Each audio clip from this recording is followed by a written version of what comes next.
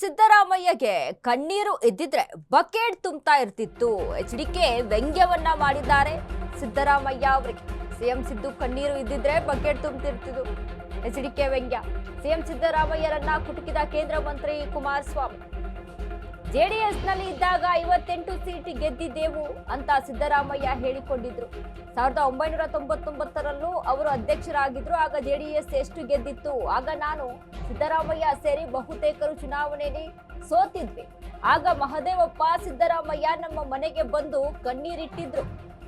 ಅದು ಕಣ್ಣೀರು ಹಾಕುವಾಗ ಬಕೆಟ್ ಇದ್ದಿದ್ರೆ ಅದು ತುಂಬಿ ಹೋಗ್ತಿತ್ತು.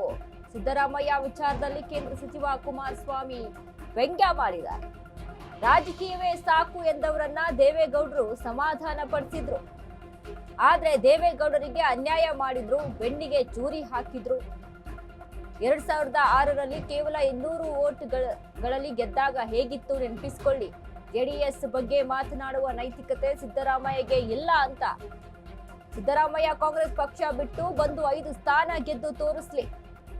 ಮುಖ್ಯಮಂತ್ರಿ ಸಿದ್ದರಾಮಯ್ಯಗೆ ಸವಾಲ್ ಹಾಕಿದ ಎಚ್.ಡಿ. ಕುಮಾರಸ್ವಾಮಿ.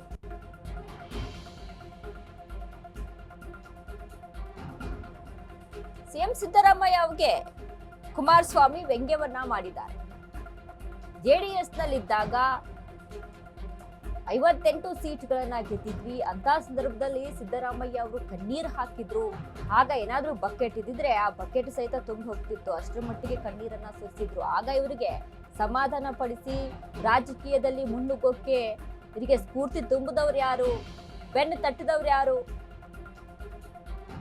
ಅದನ್ನೆಲ್ಲ ಮರೆತು ಇದೀಗ ಮಾತನಾಡ್ತಾ ಇದ್ದಾರೆ. ಜೆಡಿಎಸ್ ಬಗ್ಗೆ ಮಾತನಾಡುವಂತಹ ನೈತಿಕತೆ ಇದೆಯಾ ಸಿಎಂ ಸಿದ್ದರಾಮಯ್ಯ ಅವರಿಗೆ? ಅಷ್ಟು ಅವರಿಗೆ ಕೆಪಾಸಿಟಿ ಇದ್ರೆ ಕಾಂಗ್ರೆಸ್ ಅನ್ನ ಬಿಟ್ಟು ಬಂದು 5 ಸೀಟನ್ನ ಗೆಲ್ಲಿಸಿ ತೋರಿಸ್ಲಿ, 5 ಸ್ಥಾನವನ್ನ ಗೆಲ್ಲಲಿ ನೋಡೋಣ ಅಂತ ಸವಾಲನ್ನ ಹಾಕಿದ್ದಾರೆ ಕೇಂದ್ರ ಸಚಿವ ಕುಮಾರಸ್ವಾಮಿ.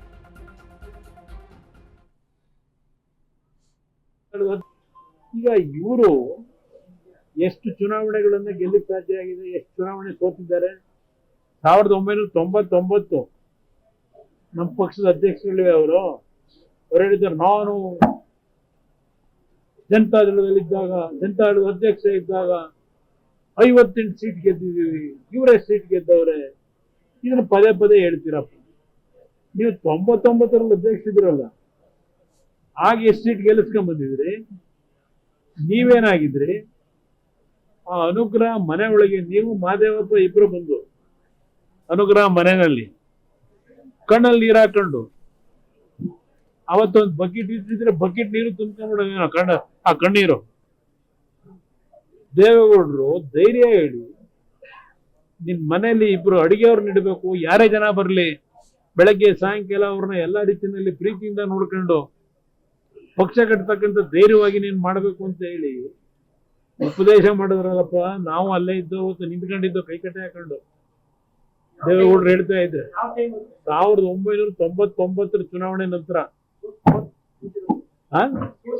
ಸೋತಿರೋ ಟೈಮಲ್ಲಿ ದೇವೇಗೌಡರು ಸೋತಿದ್ರು, ನಾನು ಸೋತಿದ್ದೆ, ರೇವಣ್ಣ ಅವರು ಸೋತಿದ್ರು, ಅವರು ಸೋತಿದ್ರು, ಮಾದೇವಪ್ಪನವರು ಸೋತಿದ್ರು.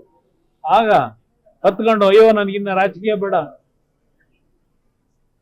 ಅಂತ ಹೇಳಿ ಬಿಟ್ಬಿಡ್ತೀನಿ ಅಂತಿದಿರಲ್ಲ, ಅದೊಂದು ದಿನ ನೆನ್ಕೊಳ್ಳಿ.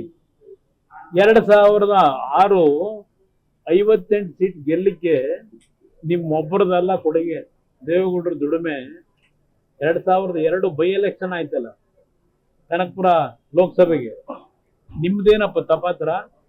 2002 ದೇವೇಗೌಡರನ್ನ ಗೆಲ್ಲಿಸಬೇಕಾದ್ರೆ ಲೋಕಸಭೆಗೆ ಆ ಹೋರಾಟದಲ್ಲಿ ನಾನು ಎಷ್ಟು ಶ್ರಮ ಹಾಕಿದ್ದೀನಿ, ಅದು 10% ನಿಮ್ ಕೈಲಿ ಶ್ರಮ ಆಗ್ಲಿ